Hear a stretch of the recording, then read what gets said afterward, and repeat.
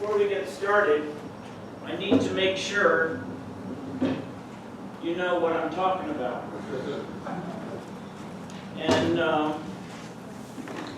does anybody here know the difference between a sea story and a fairy tale? And I'm all about sea stories. For those that don't, a fairy tale starts out once upon a time. And a sea story starts out, this is no shit. So listen up. Okay, let's see.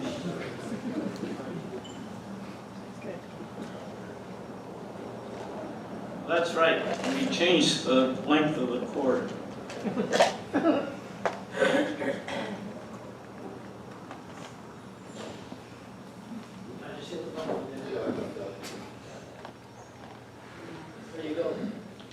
I'm of the age where... All right. Can you hear me without the mic, or you want me in the mic? Mike. When I was,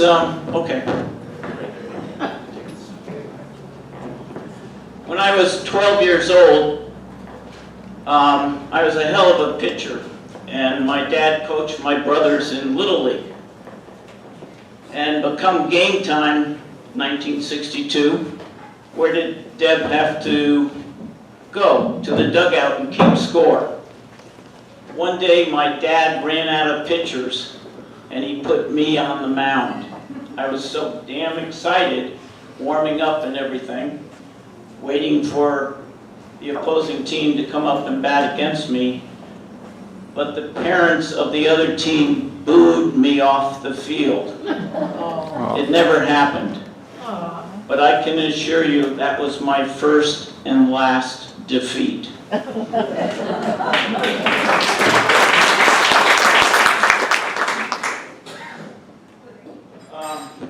And this is on the mouth of the Connecticut River, which is very active community boating centers and sailing centers. In 1952, my parents and their pals all started a junior sailing academy, which is still going strong today. And we all had to build in our garages this 13.5-foot Blue Jay, which they still have a fleet of, in addition to all the hot shot boats, the 420s and the FJs and all that good stuff. So that was my start on the water, and it has never ended. What that led to was I'm a graduate of the University of Vermont with a physical science major, chemistry and math. And my dad was a pharmacist, and he certainly expected one of his 5 kids to take over the pharmacy that he started. None of us did, but he wasn't disappointed in anything that we did. After the University of Vermont, I became a bum. And for 3 years, I delivered yachts up and down the East Coast, down to Haiti, down to the Caribbean, and taught skiing the 4th season, when a friend of my dad's, who was an engineering grad from the Maine Maritime Academy, suggested, why doesn't Deb go up there and learn what she really wants to know? None of the maritime academies or service academies had women at that time. That was 1973. What was in my favor was the passage of the Title IX Act of 1972 to make it equal funding for women and men at universities.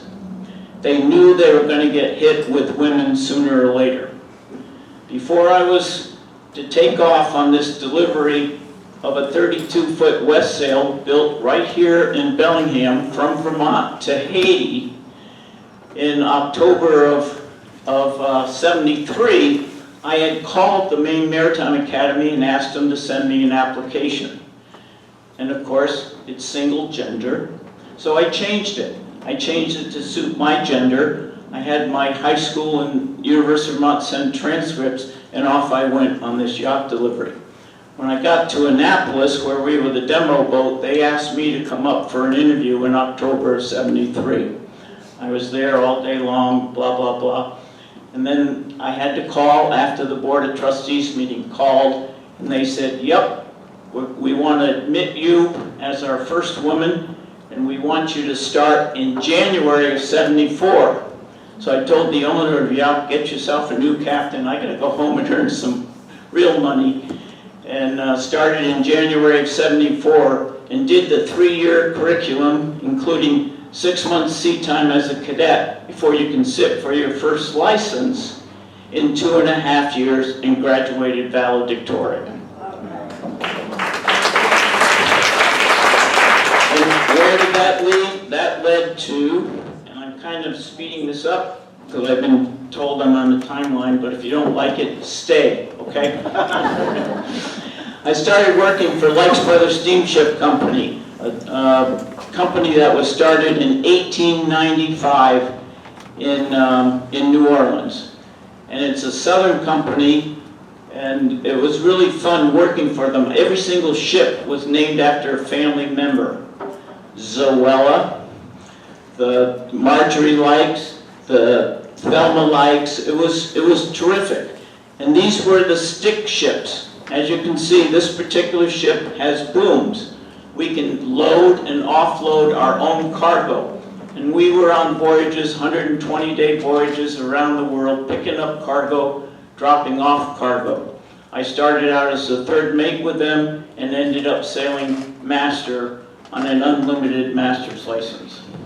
One of the best trips was, well, we carried Brahma bulls, loaded in Houston, Texas, going to Cape Town, South Africa. This particular bull, we ended up naming him Ferdinand, and fed him and all that good stuff. We didn't get in the cage with him, but that's all. You know, how do zoos go around the world? They go around on ships. And depending on how many animals you have to have a vet. We only had this one bull, so the boatswain took care of him. The coolest cargo I've ever handled on a dry cargo ship, dry cargo being one of these stick ships, and then you have liquid cargo, which is your typical tanker. We loaded in Erie, Pennsylvania, going to Sfax, Tunisia, these 49.8-ton locomotives, okay? So, how do you offload a 49.8-ton locomotive? Very carefully, exactly right. And here we have a rig that's rigged up to 50 tons. You have the equalizing bar right here. It's kind of like being on a seesaw with Bill on one end and me, Deb, on the other. Right, Bill? Keeping that bar level. And so this is a 35-ton rig married to a 15-ton rig, and you're damn well making sure that the 2 longshoremen, local longshoremen operating your cargo gear, is keeping that level and picking up this 49.8-ton locomotive and setting it on the tracks in Sfax, Tunisia. That is fun, folks. Container ships. You know, container ships kind of blew the break bulk trade of self-sustaining and the boom ships into going up on the beach and laying India and being laid up. But here you can see a typical container ship that you, of course, see in Seattle and stuff. And during the pandemic, how many of them were laid up sitting out in Bellingham Bay? There's a cool site called Live Ships. If you've gone on Live Ships and seen how many were laid up in Singapore, it was unbelievable. So when I would hear about people that live along the shore being pissed off because of the smell, noise, and the light, and of course my comment is, quit buying shit from China. But the typical way to tie down these container ships is with these rods. You can see them going all up. Everything has a 4-point tie down with a twist lock. And you have to be careful of how you stack these to keep the ship upright. The metacentric height, center of gravity, hopefully is lower than it is higher. Because when you go across the ocean from England into Newark, New Jersey, you damn well better arrive with enough in the bottom to keep it upright, but your fuel burn is what weighs in. And before you can sail, you have to assure that you maintain that positive stability upon arrival. We did this. You know, we picked up this speedboat racing team from Miami, Florida, and took it back to Livorno, Italy. And we had to load the flatbed, then the cradle, and then put the boat down on the cradle. And off we went. It was very interesting. We also carried 12 passengers on these ships. And that was a lot of fun because when my grandmother lived with us, when I was a young teenager, she taught us how to play bridge. And I loved playing bridge. And I'd get my fix when with those passengers. The ship that I first went captain on was called the motor vessel Lyra, which was built in Germany and is what's called a roll-on, roll-off ship. And these ships went under charter during the Persian Gulf crisis. I made 6 trips into that area during that Kuwait incident. And when I left the United States from Jacksonville, Florida, with a whole bunch of military cargo on board, this is nothing but a big parking garage, 3 levels. And this ramp can go down straight right behind the ship, or it can slew to 30 degrees either side. And so they would drive the M1 tanks up, the Chinook helicopters up, and park them on whatever level, and off we went to Saudi Arabia. My boss said to me, I trust if the Saudi pilot refuses to handle your ship because the captain is a woman, that you will turn over command to your chief mate.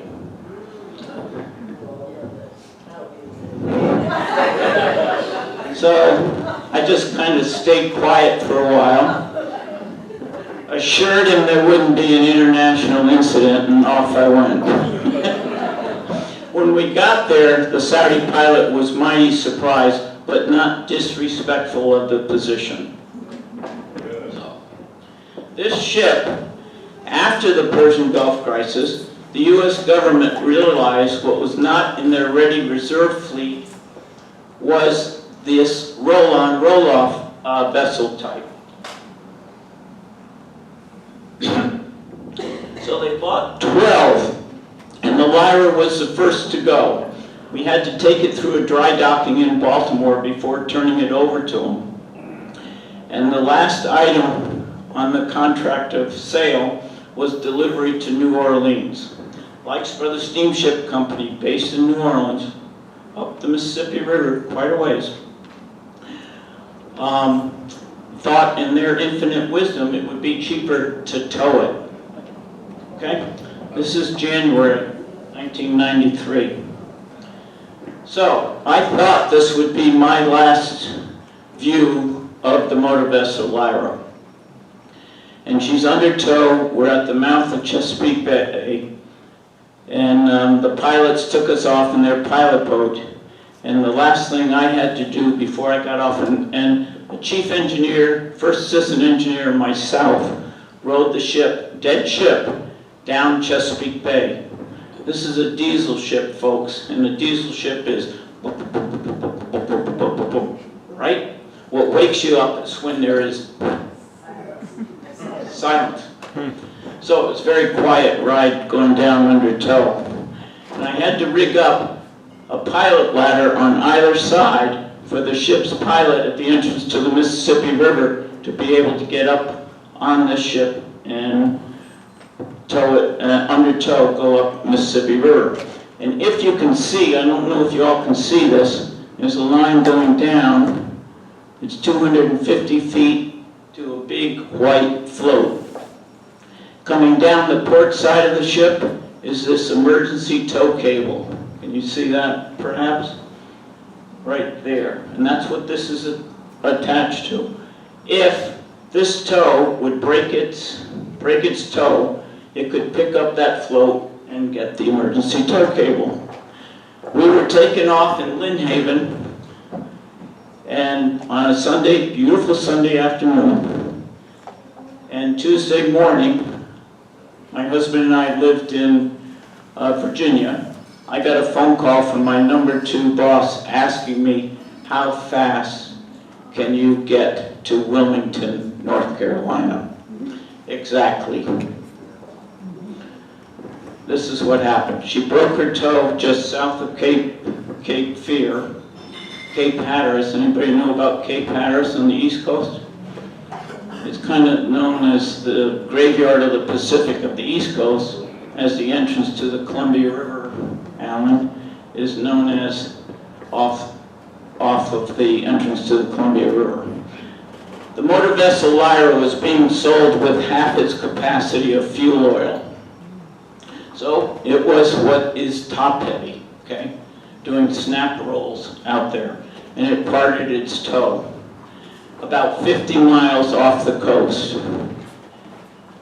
And they had to hire 2 pilots to fly me down from my hometown, Kilmarnock, Virginia, down to North Carolina, where we were met. They found 2 port engineers and a chief mate. The regular chief engineer couldn't get there.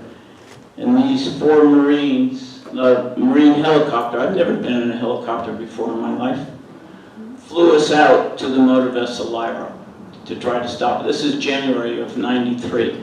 Short days, rough weather, blah, blah, blah.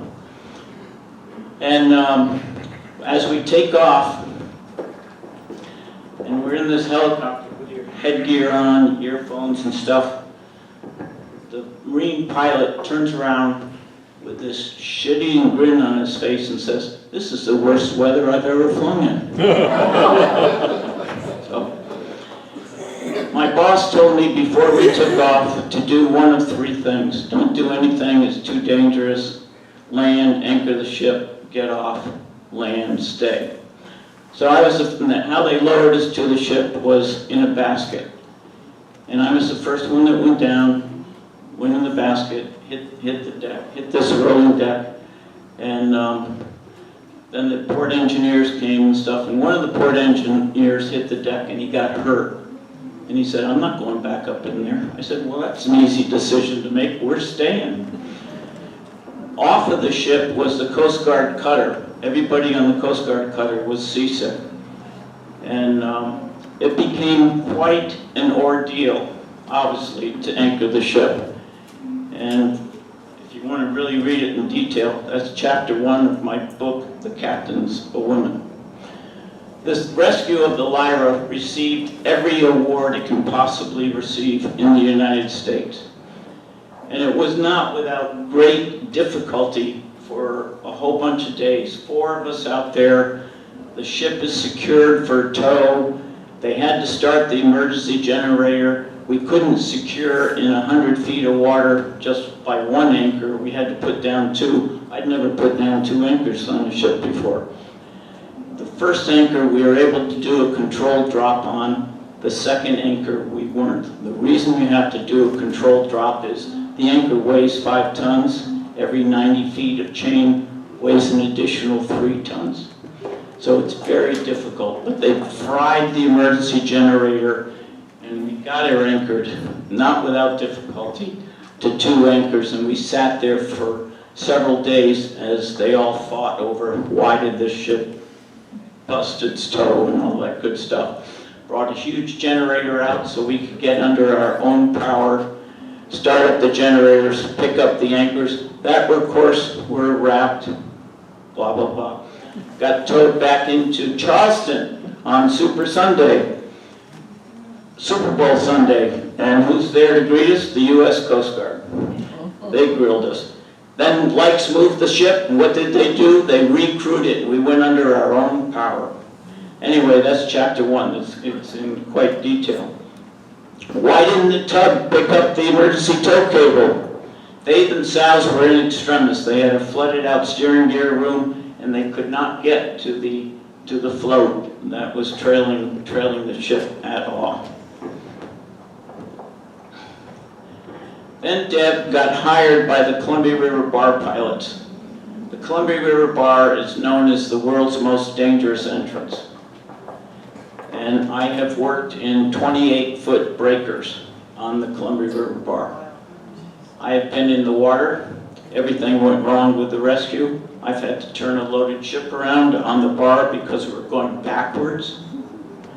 In my 22 years of working the bar, it only happened to me once.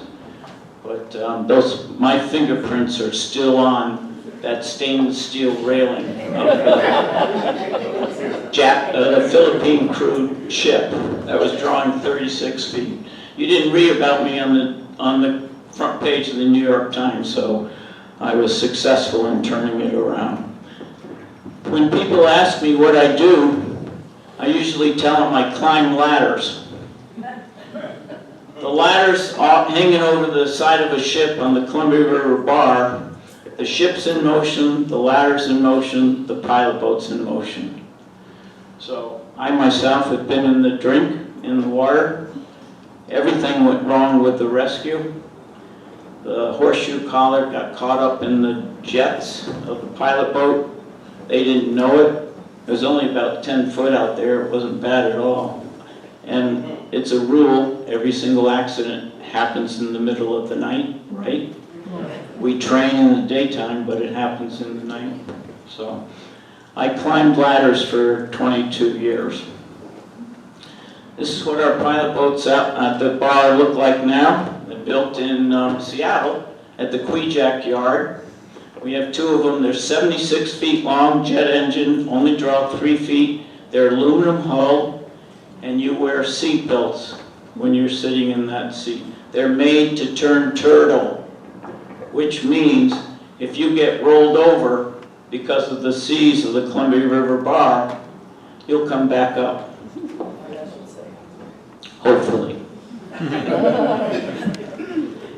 And how it works is the pilot boat matches the speed of the ship, and you go up and there's a ladder hanging down where they come in at an angle and you jump onto the ladder. Hopefully you time it right and skedaddle up the ladder.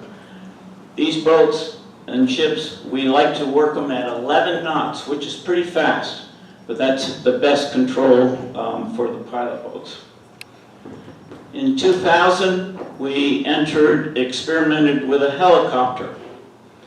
And today, they now own a helicopter. I'm fully retired as of March 2016.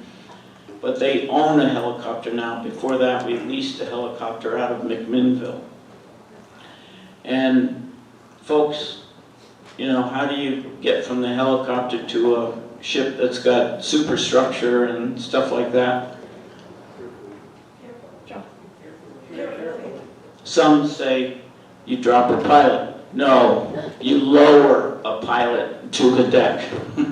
So either do it on a hoist, or how they really prefer doing it is landing on deck and you jump out and off you go. It's horribly expensive. It doubled our transportation costs, but the shippers like it.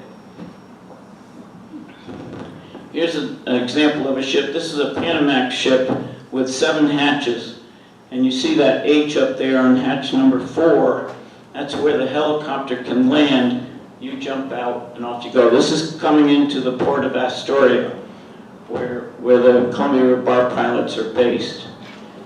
In May and September, we get the cruise ships as they transferring their trade from the Caribbean up to Alaska and vice versa in September, going from Alaska back down to the Caribbean. It's a real trip to go up on a cruise ship. You're on the bridge, it's extremely quiet, and of course you're barking orders, so you say, half ahead, whoa, you know, half ahead. You gotta quiet it down. It's like a big, they have azipods.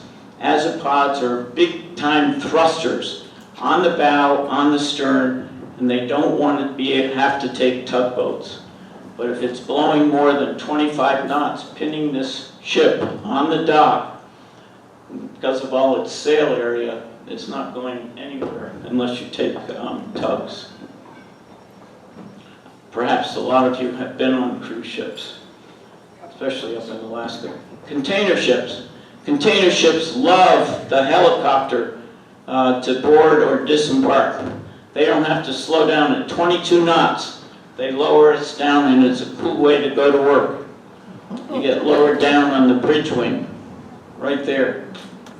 Keep her up on sea speed, Captain. You're right there. The biggest container ship that I myself piloted going into the Columbia River was 952 feet, going up to Portland. We change out, the Columbia River is a two-pilotage body of water.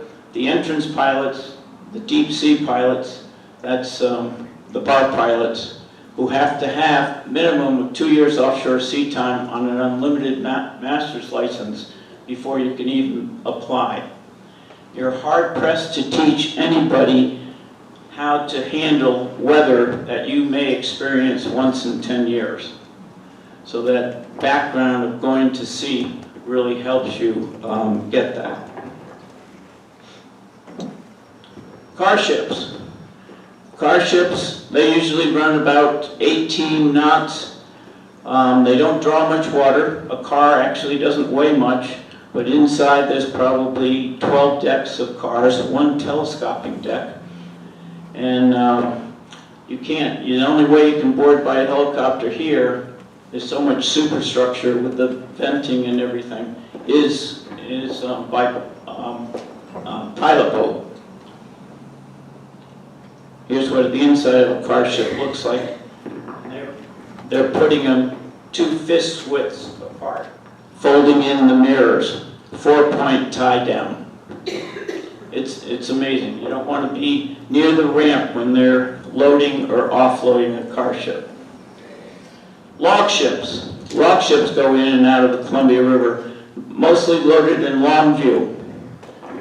So, and these two we can work with the helicopter, but you got to put goggles on, you got to put spikes on your boots, just because these logs are very slippery, very wet and slippery. And when the helicopter comes around, a lot of debris is flying. And this is showing how you tie down the logs, going skin to skin with the wires, and the king posts on the side coming up to hold the load. This is crossing the Columbia River bar. This is on a good day, folks. This is what you would call a small ship, a tramp that's slated to carry like a 200-ton generator somewhere, and you don't know where you're going, but that's a bulbous bow. Why do they have bulbous bows on ships? When you're up at speed, it really cuts down your wave friction and can save you as much as a half a knot. So that's less fuel. It's kicking up a little bit on the bar. Not bad, but just a little bit more. We used to be able to take guests out on the pilot boat. I have yet to see any guest survive going out on the pilot boat without getting sick, even if it was what we call a calm day. This is heavy weather, folks. This is coming up your butt. And when you come in and out of the Columbia River, it's either 225 headed out or 045 coming in. Up on Cape Disappointment, has anybody been down to Astoria, to the Maritime Museum, or up to Cape D? At the Maritime Museum, there's a terrific exhibit about crossing the bar. It is 3 videos. I'm in one of them, but there's 3 videos. And if you stand in one place and watch all 3 videos, I swear you're hard-pressed not to get sick. But if you're down there, don't pass up going to the Maritime Museum. It's really something.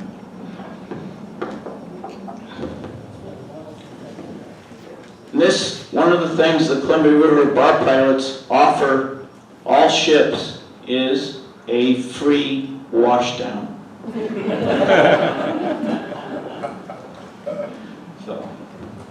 I mean, you're going, the time I was going out on the ship where I had to turn it around, and I'd never done it before in my life. And in my 22 years of working the bar, I only did it once. You're going backwards, you know. Why is the Columbia River Bar so treacherous? You have a defined mass, the Columbia River, fresh water, moving at 6 knots. It is moving. And when it collides with all the weather, the pineapple expresses, the atmospheric rivers, where do they come from? Directly from the southwest. And as it approaches the Columbia River Bar, it shoals up. All that energy has to go somewhere, and it goes up. And when those two forces meet, it is really quite dangerous. You can see, you go out in the helicopter, you can see the plume of the Columbia River 30 miles out from the mud that it's carrying out. That's how defined that freshwater mass moving is. So, where was I when I took this? You can see I'm safely up in the helicopter. I was standing right here before that, it took that good dip to, and off it goes to Japan. Anyway, that's what I did for a living, was climb ladders. I'd like to open it up to questions. If anybody's got a quick question, I'll be glad to do that. The rescue of the motor vessel Lyra was so renowned in the country in 1993, even looked at into being made into a movie. But it's pretty expensive to do ships and storms, so that didn't happen. But what did happen was, when we arrived with the ship in New Orleans, finally, the company, Jim Amos, the president of the company, had been to Washington, D.C., and he got the President of the United States to write us all a letter congratulating us on our success. And of course, the biggest fear of that ship going ashore was a huge pollution, the oil spill, because the ship was being sold with half its capacity fuel oil, which amounted to about 385,000 gallons of fuel. So I'm an FOB. President Bill Clinton was in office at that time. I didn't have sex with him, but I'm a friend of Bill's.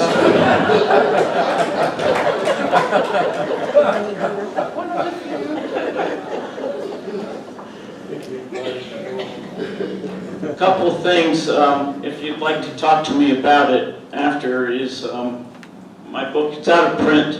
I think my mother bought about 250 copies of it. But chapter 1 is the rescue of the Lyra, and chapter 4 is about how I met Captain Jack Dempsey. So, did I have some happenings on there? Yeah, sure. You know, you go aboard, and I have a deep voice, as you all can hear. So it's pitch black, you know, and you've got your jacket on and everything, and the captain doesn't know if you're a male or a woman, and certainly they're not used to a woman pilot. In the United States, folks, there's fewer than 1,300 ship pilots, East Coast, Gulf Coast, West Coast. And of those, maybe 3% are women. So I climb up on the ladder on this container ship, and we're going in, and it's probably Japanese officers and Philippine crew. The Philippines crew about 50% of the ships coming in from foreign. 95% of your trade comes to the United States on foreign bottom. So I'm up there, introduce myself to the captain, of course, get us headed in, and he's not saying anything. And we start in, blah, blah, blah, parking orders, half ahead, you know, starboard 20, whatever. And eventually he says to me, "But you're a woman." I unzipped my jacket, opened it up, and said, "Captain, I love you. You noticed." And when we got into where we had to change pilots, which is just off the Maritime Museum, the river pilot comes up, and the river pilots tend to come off the tug and tow industry on the Columbia River. The river pilot comes up, it was Elroy Olson, who's a friend of mine. He gives me a hug and a kiss. And I go down, and the captain told Elroy Olson, "That pilot was a woman." "Yes, Captain, that's a woman." So, and the kicker was, there was one female river pilot as well, and guess who his pilot was outbound? Was Ann McIntyre. He got his fill. For all those of you that have young teenage grandchildren, there's a book entitled The Turn of the Tide. And it's written by a woman named Roseanne Perry. She lives in Portland, Oregon. And she's an award-winning author for young adults and everything. And I was giving a talk in Seaside, Oregon at the library, and she approached me about doing this project. So The Turn of the Tide is about a couple of 13-year-olds around the tsunami that happened in Japan. And with her cousin from Japan staying with her, and they get into all kinds of trouble playing around on the Columbia River. But she wants to be a Columbia River bar pilot. So I'm the only non-fictional character in this book. So. Another thing that happened not too long ago, perhaps you all saw it, was the article in the Cascadia just a few weeks ago. It's a good article. If you get the Cascadia Daily News, it is definitely a good article. And a good shout out to the nonprofit community boating center that we started in 2007 that's going strong. And Kathy, one of our partners is the Growing Veterans group. We collaborate with them and get them out on the water. We are all about access for all. And the port has a commitment to building us a $1.8 million dock that will support adaptive programs. So, I'll open it up if anybody's got a question or a comment. Yes? Did you ever go to Antarctica? No, not yet. Okay. But my biggest mentee, I work as a mentee for cadets at the maritime schools, maritime academies, and it's one of my big greatest joys. And the biggest mentee I've had is the first woman Puget Sound pilot. Her name is Captain Sandy Ben Dixon, who graduated in 2005. So, and she has been to Antarctica before she became a pilot. So, yes. Anything else?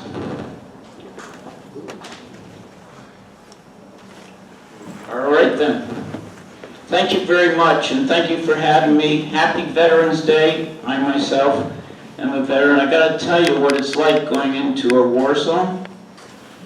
When you're in the Persian Gulf, we'd see on the radar, just on the radar, a target just speeding across the screen, and no lights on or anything. But that's what happens out there, you know. They're checking you out. They're doing whatever surveillance they need to do, and it's a different ballgame. And of course, even from then, it's a different ballgame. Piracy. Were you ever pirated? Yes, I was.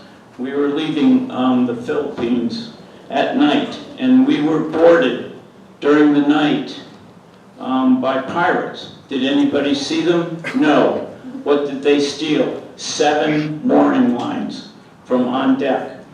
How I found out about it was the boatswain came to me the next morning and said, "What do you want first, the good news or the bad news?" I said, "Well, hell, Captain, give me the good news. You have enough mooring lines to tie up in the next port." what's the bad news? You lost 7 mooring lines last night. And I said, no way. But they took all 5 off the fantail where we flake them down, getting ready for our next port. And what they do, they're 600 feet long, 8 inches in circumference. They float, and they throw a grappling hook, and you're doing 18 knots or so. They throw a grappling hook up, shinny up, and start it down, and just tie them together. They even went up to the bow, and from the bow lookout, alongside number 1 hatch, stole 2 more mooring lines. Luckily, no one saw them, or I don't think they would have survived the night. So, yeah, it happens. But today it's a different ballgame with guns and all that on the ships, with piracy. So, thank you.